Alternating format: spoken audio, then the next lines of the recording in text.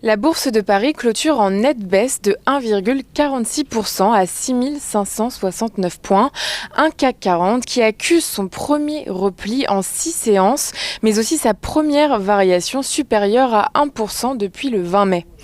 Wall Street, de son côté, recule alors que le président de la Fed de Saint-Louis, James Bullard, s'est exprimé sur CNBC quant à une hausse des taux de la Fed. Il anticipe en effet une hausse fin 2020 et justifie sa position par une inflation qui accélère plus vite qu'estimé ultérieurement. Intéressant de noter que le dollar s'est retourné à la hausse face à l'euro en réaction à ces déclarations. La Banque centrale américaine a déjà surpris les marchés mercredi dernier lorsque Jérôme Powell tablait lors de son allocution sur une première hausse des taux d'intérêt dès 2023, tout en amorçant le débat sur la réduction à venir de ces achats d'obligations sur les marchés. Ce vendredi, on relève également que la séance est marquée par un accès de volatilité lié à l'expiration des options et contrats à terme et options sur indices en Europe et aux États-Unis. Du côté des valeurs à présent, Danone vend la marque nord-américaine de produits nutritionnels d'origine végétale Vega au fonds géré par WM Partners. Le montant de l'opération n'a pas été précisé.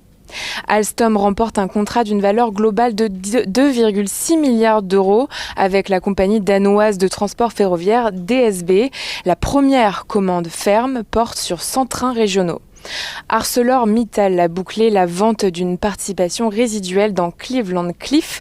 Il s'agit du plus grand producteur américain de pellets de minerai de fer, dont le produit servira à racheter ses propres actions à hauteur de 750 millions de dollars. Et puis My Money Group, détenu par le fonds américain Cerberus, a signé un protocole destiné à la reprise des activités de banque de détail de HSBC en France. Le groupe va mettre la main sur 244 points de vente physiques employant 3900 salariés avec pour objectif de faire renaître la marque CCF, anciennement Crédit Commercial de France.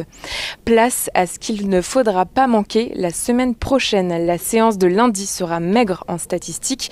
Aux États-Unis, on attendra seulement l'indice d'activité de mai des directeurs des achats de la région de Chicago. À noter que du côté de la zone euro, la présidente de la BCE, Christine Lagarde, s'exprimera devant le Parlement européen. Et plus tard dans la semaine, les indices PMI et l'audition de Jérôme Powell seront aussi au programme.